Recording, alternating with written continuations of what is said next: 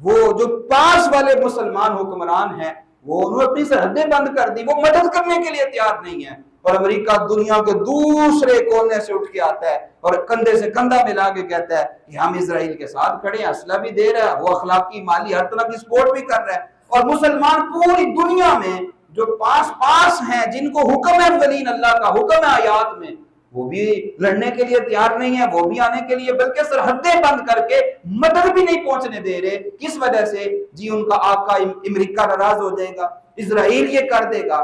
یہ وہ تمام سوچیں ہیں جو غزوہ تبوک کے موقع پر بھی ہو سکتی تھی. اور پھر منافقوں نے یہی سوچا. منافقوں نے کیا کہا؟ وہ آئے حضور کی بارگاہ میں، کوئی قسمیں کھا رہا ہے، حضور میرے بچے چھوٹے ہیں، میرے گھر میں کوئی کاٹنے والا نہیں ہے. حضور کو تو پتا تھا، اللہ نے بتا دیا تھا. حضور نے کہا ٹھیک ہے جاؤ، اجازت ہے اجازت ہے اجازت ہے. وہ منافق قسمیں کھاتے رہے اور قسمیں کھا کھا کے بہانے کرتے رہے کہ ہم. لیکن جو مسلمان تھے، لمبا یہ سفر تھا، وہ فصلیں چھوڑ کر، بیوی بچوں کو چھوڑ کر، اور پکی ہوئی تیار فصلیں ہیں، اگر چلے جائیں گے تو برباد ہو جائیں گی. لیکن جو مخلص مومن تھے، اس گرمی کی شدت کے باوجود حضور کے وعدے اور اللہ کے حکم پر لبیک کہتے ہوئے حاضر ہو گئے. اور یہ وہ جنگ تھی جس میں ضرورت پڑی مسلمانوں کو تو حضرت ابو بکر صدیق نے اپنے گھر کا سارا سامان حضور کے قدموں میں رکھ دیا تھا. یہ وہی غزوہ تھا جب حضرت عمر فاروق رضی اللہ تعالیٰ عنہ نے اپنے گھر کا آدھا مال حضور کی خدمت میں پیش کر دیا. یہ وہی غزوہ تھا جب حضرت عبد الرحمن بن عوف کھڑے ہوئے اور 5000 سونے کے سکے حضور کے قدموں میں رکھ کر کھڑے ہو کر پیش کر دیے. جب حضور نے پھر کہا بلال اور آواز دو، ابھی ضرورت ہے، اور لوگوں چندہ دو، حضرت بلال صدا دیتے تھے. حضرت عثمان غنی کھڑے ہوئے، عرض کی حضور 100 اونٹ مع ساز و سامان لشکر کے مجاہدین کا پورا خرچہ وہ میرے ذمے ہے. فرمایا بلال اور کہو، ابھی اور ضرورت ہے. وہاں اتنا بڑا لشکر تھا اور ادھر صرف مسلمان 30,000 بمشکل جمع ہوئے تھے. حضرت عثمان غنی پھر کھڑے ہوئے، پھر کھڑے ہوئے، پھر کھڑے ہوئے، یہاں تک کہ انہوں نے 950 اونٹ، 50 گھوڑے اور 15,000 مجاہدین کا سامان، لڑنے کا اسلحہ اور جتنی دیر جنگ میں لگے گی ان کے گھر کا خرچہ بھی اپنے ذمے پہ لے لیا. نعرہ تکبیر، نعرہ رسالت، نعرہ حیدری، علماء اہل سنت والجماعت. تو انہوں نے 15,000 مجاہدین کا سامان، ان کا اسلحہ اور گھر کا جتنا خرچہ ہے، عرض کی حضور یہ میں اپنے مال سے دوں گا، آپ حکم فرمائیں.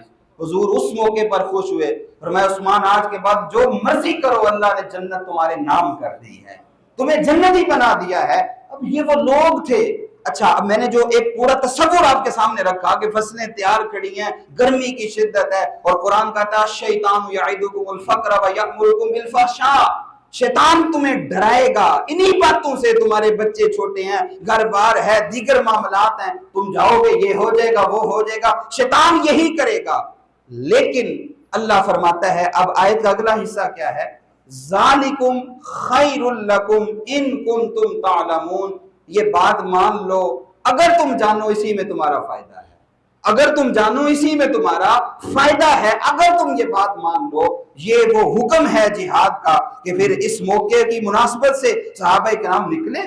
حضور کا حکم تھا، کوئی اپنے گھر سے کھجوریں لے کے آ رہا ہے، کلو کلو کھجوریں صحابہ مزدوری کر کے لا رہے ہیں کہ مجاہدین کے کام آ جائیں.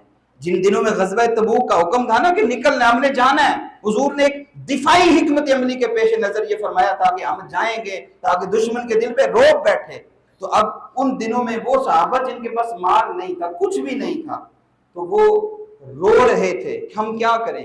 پھر کوئی باغ میں مزدوری کرتا ہے، کوئی بیل کی جگہ کنویں پہ لگ کے خود پانی کی مزدوری کرتا ہے، اور جو کلو 2 کلے کھجوریں ملتی ہیں نا مزدوری میں، وہ لا کے حضور کو پیش کرتے ہیں، حضور یہ لشکر کے لیے قبول فرما لیں. اچھا، پھر آج میرے جیسے، ہم جیسے سادہ جو گناہگار مسلمان ہیں، ہم ڈر رہے ہوتے ہیں یار میری باری نہ آئے، میرے اوپر نہ آ جائے، ہمارے اوپر نہ آ جائے. قرآن کی آیت دیکھیں، حضور کی بارگاہ میں لوگ آئے، حضور گھر میں بچوں کو کھانے کو بھی کچھ نہیں ہے، اور لڑنے کے لیے اسلحہ بھی نہیں ہے، اور کوئی ذریعہ بھی نہیں ہے، لیکن جہاد میں جانا ہے. لمبا سفر تھا، حضور سواری فرمایا سواری نہیں ہے. اللہ تعالیٰ نے ان لوگوں کا فرمایا وَلَا عَلَى الَّذِينَ إِذَا مَا أَتَوْكَ لِتَحْمِلَهُمْ، محبوب ان لوگوں پہ کوئی گناہ نہیں ہے کہ جب وہ آپ کے پاس آئے لِتَحْمِلَهُمْ، تاکہ آپ انہیں سواری دے دو، قُلْتَ لَا أَجِدُ مَا أَحْمِلُكُمْ عَلَيْهِ، تو آپ ان سے یہ فرماتے ہیں کہ میرے پاس سواری نہیں جس پر میں تمہیں سوار کروں، وہ کہتے ہیں ہم نے جانا ہے، تولوا وَأَعْيُنُهُمْ تَفِيضُ مِنَ الدَّمِّ حَزَنًا، وہ پلٹ تو گئے لیکن ان کی آنکھیں آنسوں سے غم کی وجہ سے ابل رہی ہیں۔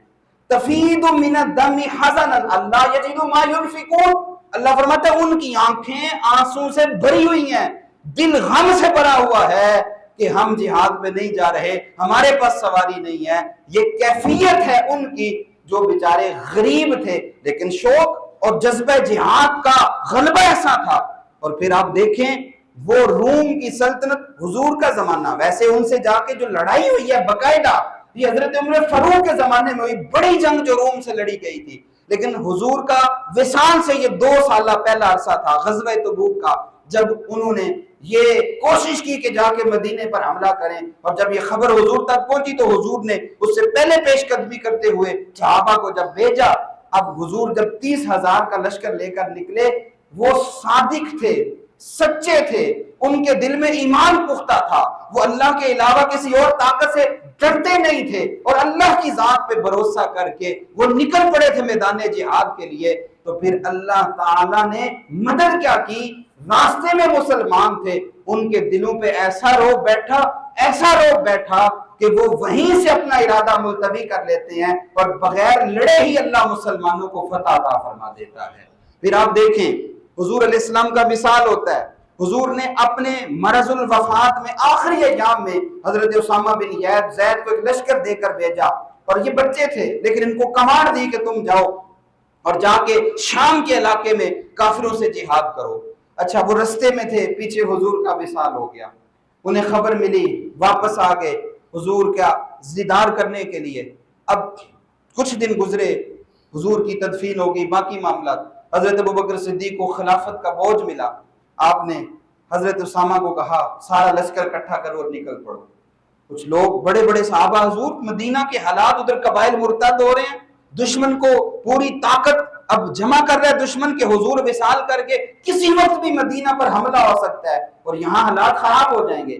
حضرت ابوبکر صدیق نے حضرت اسامہ بن زید کا لشکر تیار کیا اور خود پیدل چلتے ہوئے مدینہ کے باہر تک انہیں چھوڑنے آئے، اور جب لوگ اصرار کرے حضور روک لیں، مدینے پہ حملہ ہو سکتا ہے، آپ نے فرمایا خدا کی قسم اگر مدینے پہ دشمن حملہ کر دے، لاشیں بکھر جائیں، ابو بکر صدیق کی بوٹیاں ہو جائیں اور میری لاش پہ کوے چیلیں بیٹھ کے بوٹیاں کھائیں، مجھے یہ تو منظور ہے، لیکن مجھے یہ نہیں منظور کہ جو حکم حضور نے دے دیے میں اسے واپس پلٹا دوں۔ اور پھر آپ دیکھیں یہ توکل، اللہ کی ذات پہ بھروسہ اور جذبہ جہاد کا یہ عالم، جب مسلمانوں کی فوج ادھر شام کی سرحد پہ پہنچی اور مسلمانوں کے گھوڑوں کی آوازیں اور نعرہ تکبیر کی آوازیں ان تک پہنچی، وہ کانپ گئے اور کہنے لگے یہ کون سی قوم ہے، ان کے سپہ سالار، ان کے نبی ابھی کچھ عرصہ پہلے وصال کرتے ہیں تو دبنے کے بجائے یہ پھر ہمارے اوپر چڑھ دوڑے ہیں۔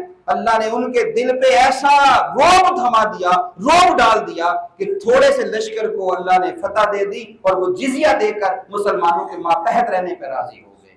یہ وہ زمانہ تھا کہ جب مسلمان حکمران غیرت مند ہوا کرتے تھے، جرت، بہادری اور جذبہ جہاد ان کے اندر کوٹ کوٹ کے بھرا ہوتا تھا۔ پھر یہ نہیں ہوتا تھا کہ جناب فلسطین کی طرح مسلمانوں کو پیٹا جا رہا ہے، ملبے کے ڈھیر کھڑے کر دیے گئے ہیں اور کوئی حکمران اٹھنے کے لیے تیار نہیں ہے۔ وہاں کسی ایک شہر میں بھی یہ پتہ چلتا تھا کہ مسلمانوں پر ظلم ہو رہا ہے تو وہ حکمران اپنی دنیا کی سرداری، دنیا کی عیاشی اور دنیا کی جائیداد کو پیش نظر نہیں رکھتے تھے، وہ اللہ کی مدد بن کے میدان جہاد میں اترتے تھے۔ پھر یہ کیفیت ہوتی تھی۔ اچھا یہ سنیں آقا کریم صلی اللہ علیہ وسلم کے جانثار صحابہ کا عالم کیا تھا۔ حضرت ابو طلحہ انصاری یہ بوڑھے ہو گئے تھے، حضرت عمر فاروق کا زمانہ ہے، بچے ان کے جوان تھے، لڑائیاں کرتے تھے، جہاد میں جاتے تھے، تو وہ سورہ توبہ پڑھ رہے تھے، تو ویسے حالانکہ یہ تو غزوہ تبوک کا موقع تھا، لیکن یہ آیت آئی یا انفروا خفافا وثقالا، پڑھتے پڑھتے کہ جہاد کے لیے نکلو، تمہیں مشقت ہو آسانی اب ضرورت ہے تو نکلو۔ انہوں نے اپنے بیٹوں سے کہا، قرآن بند کیا اور کہا میرا سامان جہاد تیار کرو، میرا سامان جہاد تیار کرو۔ انہوں نے کہا ابو جی آپ نے حضور کے ساتھ ہر میدان میں لڑائیاں کی ہیں مسلمانوں کی طرف سے، اب ہم جوان ہو گئے، آپ بوڑھے ہو گئے، آپ بیٹھے، ہم لڑ رہے ہیں نا۔ اس وقت مسلمانوں کا لشکر روانہ ہو رہا تھا بحری لڑائی کے لیے، تو حضرت عمر فاروق رضی اللہ تعالیٰ عنہ کا آخری یہ زمانہ تھا، تو مسلمان جانا تھا سمندر پار کر کے پھر آگے جانا تھا، تو یہ بوڑھے تھے، یہ اسی حالت میں اب ضد کر کے چلے گئے۔